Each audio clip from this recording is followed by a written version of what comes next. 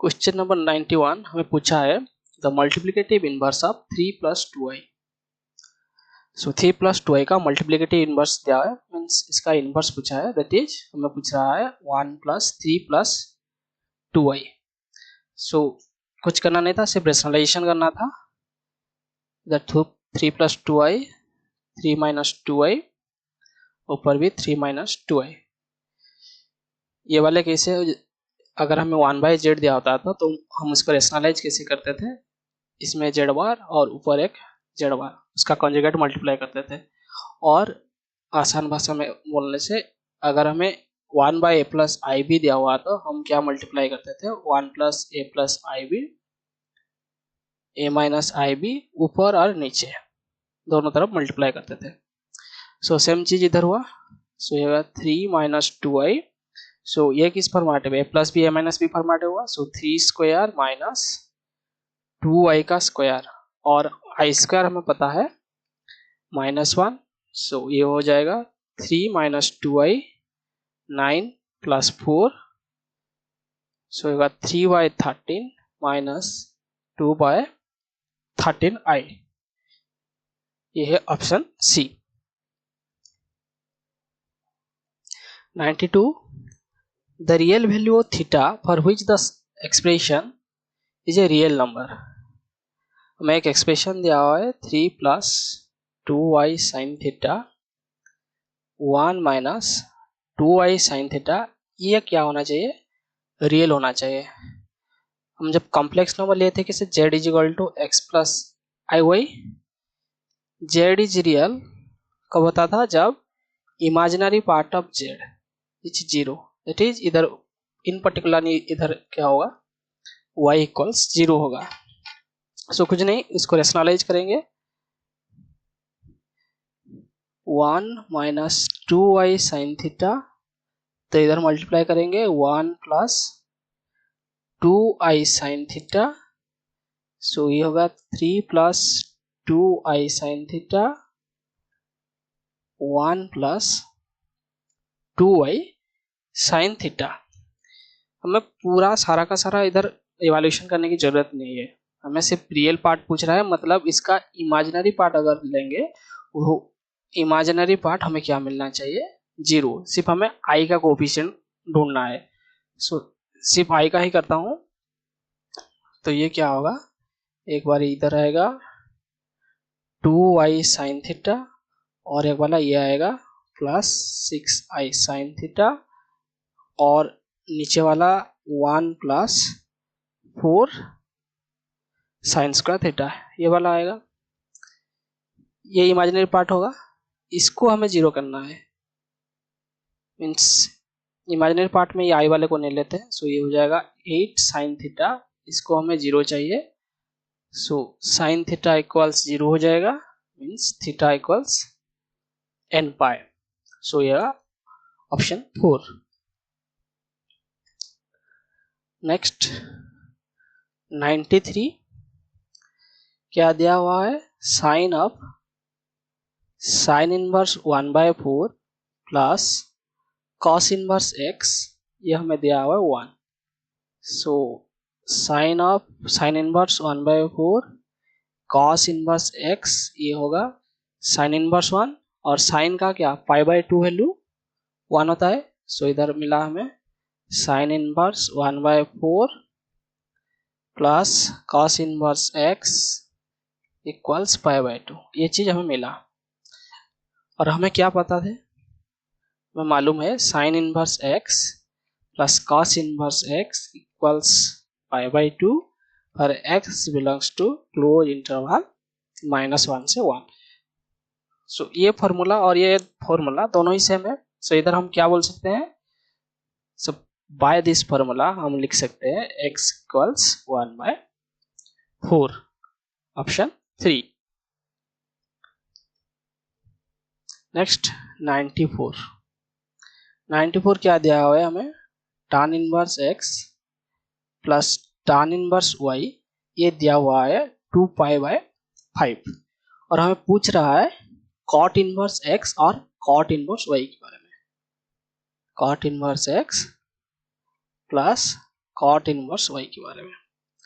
तो हमें क्या करना, पहले रिलेशन ढूंढना है tan इनवर्स x और कॉट इनवर्स x में, ये दोनों में रिलेशन ढूंढना है। तो हमें पता है tan inverse x plus cot inverse x ये कितना आता है π/2 for each x belongs to real number r, ये फॉर्मूला है। सो इधर tan इनवर्स x पे हम क्या लिख सकते हैं, π/2 minus cot inverse x plus tan inverse y को क्या लिख सकते हैं, π/2 माइनस tan इनवर्स y इक्वल्स 2π/5। कुछ नहीं, सिंपल कैलकुलेशन करना है। π/2 में पाई हो जाएगा, इधर माइनस कॉमन लेने से हो जाएगा cot inverse x plus cot inverse y, इसको tan लिखा गया, ये हो जाएगा कॉट इनवर्स y इक्वल्स 2π/5।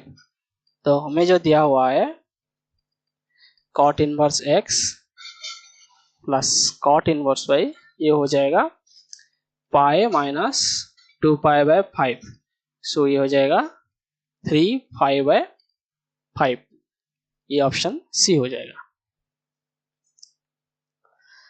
95 if the system of linear equation, हमें 3 इक्वेशन दिया हुआ है, are inconsistent then the value of k। हमें पता है सिस्टम ऑफ लीनियर इक्वेशन अगर ax equal to b format में है तो ये इनकंसिस्टेंट कब होता है, इनकंसिस्टेंट और नो सॉल्यूशन कब होता है, जब जब डिटर्मिनेंट ए हमें 0 मिल जाए। सो इसको अगर हम इस स्टैंडर्ड फॉर्म में लिखने की कोशिश करेंगे तो ये क्या होगा, 1 1 k 1 माइनस 2 2 3 1 माइनस 1, ये हो जाएगा हमारा मैट्रिक्स ए, x मतलब x y z, ये हो जाएगा x और कोफिशिएंट मैट्रिक्स होगा 4 3 5। इनकंसिस्टेंट के लिए हमें क्या चाहिए, determinant of a non zero चाहिए, दैट इज डिटर्मिनेंट ऑफ ए 0 चाहिए। 1 1 k 1 माइनस 2 2 3 1 माइनस 1 इक्वल्स 0। अब सिंपली इसको डिटर्मिनेंट को कैलकुलेट करना है, तो ये हो जाएगा 1 2 माइनस 2 माइनस 1 लिया तो ये क्या, ये गया -1 -6 प्लस के, तो येगा 1 प्लस 6 इक्वल्स 0, ये वाला तो 0 हो जाएगा, ये होगा 7 प्लस 7 के इक्वल्स 0, सो इधर से मिलेगा k equals -1। So for k equals -1 the system is inconsistent. Next 96 the value of the determinant 5 square 5 cube 5 4 5 cube 5 4 5 5 5 4 5 5 5 6। ये तो आसान सा है, हम इस रो से 5 स्क्वायर, इस रो से 5 क्यूब, इस रो से 5 4 कॉमन लेंगे, 5 स्क्वायर 5 क्यूब 5 4 कॉमन लिए तो ये हो जाएगा 1 5 5 स्क्वायर, सेकेंड रो होगा 1 5 5 स्क्वायर, थर्ड रो हो जाएगा 1 5 5 स्क्वायर। देखो दो रो इधर क्या हुए, सेम हो गए, तो अगर दो रो लिनियरली डिपेंडेंट हो जाएंगे तो उसका डिटर्मिनेंट कितना होता था, 0, सो ये हो जाएगा 0। नेक्स्ट 97 ए हमें दिया हुआ है alpha beta gamma and minus alpha दिया हुआ है और एक्स्ट्रा कंडीशन दिया हुआ है ए स्क्वायर इक्वल्स आइडेंटिटी। तो हमें एक इनमें से रिलेशन पूछ रहा है, कौन सा हुआ, कुछ नहीं, सिंपल इवैल्यूएट करना है, इधर को कुछ नहीं, gamma beta gamma minus alpha, alpha beta gamma minus alpha. So first row first column ये हो जाएगा alpha square plus beta gamma, first row second column alpha beta plus minus beta alpha, ये वाला ये वाला, सो ये हो जाएगा 0, सेकेंड एंट्री हो जाएगा 0। इसे थर्ड वाला देखेंगे तो gamma alpha second row first column gamma alpha minus alpha gamma, second row second column ये हो जाएगा beta gamma plus alpha square, ये भी हो जाएगा 0। सो इधर हमें क्या मिला, alpha square plus beta gamma 0 0, alpha square plus beta gamma ये वाला मिला, इक्वल्स क्या दिया हुआ है आइडेंटिटी 1 0 0 1। सो ये क्या बनेगा, alpha square plus beta square equals 1, और इसको अच्छे से लिखेंगे तो 1 minus alpha square minus beta gamma equals 0, इसे दिया हुआ है ऑप्शन 3 में।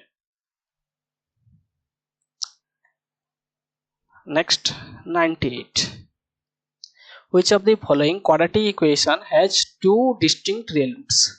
So ये 10th क्लास का क्वेश्चन है, question based on discriminant. So discriminant का कुछ रूल याद करा देता हूँ। अगर हमें क्वाड्रेटिक इक्वेशन इस तरीके से दिया हुआ होगा ax square bx plus c equal 0 हुआ, तो हम डिस्क्रिमिनेंट लेते थे b स्क्वायर माइनस 4ac। तो कंडीशन क्या हुआ था, अगर d ग्रेटर देन 0 हुआ तो हमें रियल एंड डिस्टिंक्ट मीन्स अलग अलग रियल रूट मिल रहे थे। अगर d हमारा 0 हो गया तो इधर हमें क्या मिलता था, रियल एंड इक्वल। अगर d हमें लेस देन 0 मिल रहा था तो हमें इमेजिनरी रूट मिल रहा था। और एक्स्ट्रा एक कंडीशन, अगर d equals p square type का हुआ मीन्स परफेक्ट स्क्वायर टाइप का हुआ, देन हमें इधर क्या मिलता, all roots are real and rational roots मिल रहा था। इसके ऊपर भी क्वेश्चन बेस्ड हुआ है रेशनल और रेशनल के। सो इधर हमें ये चेक करना था बी स्क्वायर माइनस 4ac और कोफिशिएंट तुम लोग चेक करना। सो पहले वाले को चेक कर लेता हूँ। पहले वाले के लिए B square minus 4ac, B कितना दिया हुआ है 3√2 का स्क्वायर माइनस 4, ए दिया है 2, सी दिया हुआ है 9/4, 4 4। सो ये हुआ 9 into 2, ये भी हो जाएगा 18, तो ये हो जाएगा 0। सो इसके लिए क्या हुआ, रियल एंड इक्वल, पर हमें पूछा है डिस्टिंक्ट। सेकेंड को जब चेक करेंगे ये हो जाएगा 1 square minus 4 into 1 into minus 5 that is 21 greater than 0। सो इसके लिए हमें मिलेगा रियल एंड डिस्टिंक्ट, यही पूछा है, तो हमारे हिसाब से आंसर हो जाएगा 2। इसको भी चेक कर लो, ये हो जाएगा 3 स्क्वायर माइनस 4 into 1 into 2√2। सो ये हो जाएगा 9 माइनस 8√2। तो ये कितना हो जाएगा, 9 माइनस 8√2 करने से 8 into 1.414। सो कैलकुलेट करके देखना, ये हो जाएगा लेस देन 0 टाइप का आएगा। इसको भी जब देखेंगे ये हो जाएगा -√5 का स्क्वायर माइनस 4 into 2 into 1, से हो जाएगा 5 माइनस 8, ये हो जाएगा लेस देन 0 टाइप का। सो इसके लिए इन दोनों के लिए ये हो जाएगा इमेजिनरी, है ना, और किसी का भी रेशनल रूट नहीं आएगा। Next up 99, the equation of straight line passing through point 32 and perpendicular to line y equals x। so perpendicular दिया हुआ है, तो इस लाइन का स्लोप कितना है, m1 is equal to 1 दिया हुआ है। लाइन का इक्वेशन क्या था, y equals mx था ना, और टू लाइन्स आर परपेंडिकुलर हम कब बोल रहे थे, जब m1 into m2 इक्वल्स हमें क्या चाहिए था, -1 होता था। सो इन केस हमारे जो लाइन का स्लोप है वो 1/m1 दैट इज -1 है। ये हमारा लाइन का स्लोप है जिस लाइन का दिया हुआ है, और एक पॉइंट उसने दिया हुआ है x1 y1 equals 3 2। So equation of line हमें क्या मिला, y minus y1 equals m2 x minus x1. So y minus 2 m2 हुआ -1 x minus 3. So ये हो गया y minus 2 minus x plus 3. So y plus x equals 5. ये मिला हमें ऑप्शन 4. अच्छा, इस वाले को हम डायरेक्टली भी कर सकते थे, ये स्लोप डाटा से और ये वाले डाटा से. हमें स्लोप कितना मिला? -1. सो पहली बार 3 2 उस लाइन को सेटिस्फाई करेगा. तो देखो 3 + 2 5 हो जाएगा, 3 - 2 1 हो जाएगा. सो ऑप्शन हमें क्या बचा? ये 2 और 4.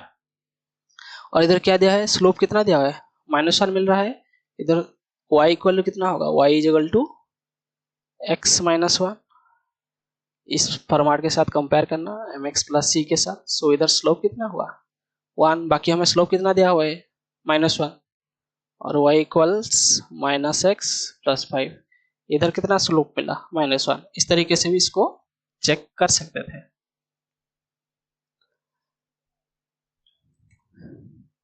So the point 4 1 undergoes the following two successive transformation. पहला दिया हुआ है reflection about the line equals y/x. अगर हमें कोई भी point about the line y/x में रिफ्लेक्ट कर रहा है, मतलब क्या कर रहा था? ये क्या हो रहा था? इसके साथ अपना कोऑर्डिनेट चेंज कर रहा था और कुछ नहीं. सो इधर जब 4 1 का x एक्सिस y = x के साथ ये क्या कर रहा है? रिफ्लेक्ट कर रहा है. तो ये हो जाएगा 1 2 4. सेकंड बोल रहा है translation through a distance of 2 unit. तो हम इसको अगर 2 यूनिट आगे बढ़ा लेंगे तो ये कितना हो जाएगा? 3 4 हो जाएगा. वही हमारा रिक्वायर्ड आंसर है, 3 और 4.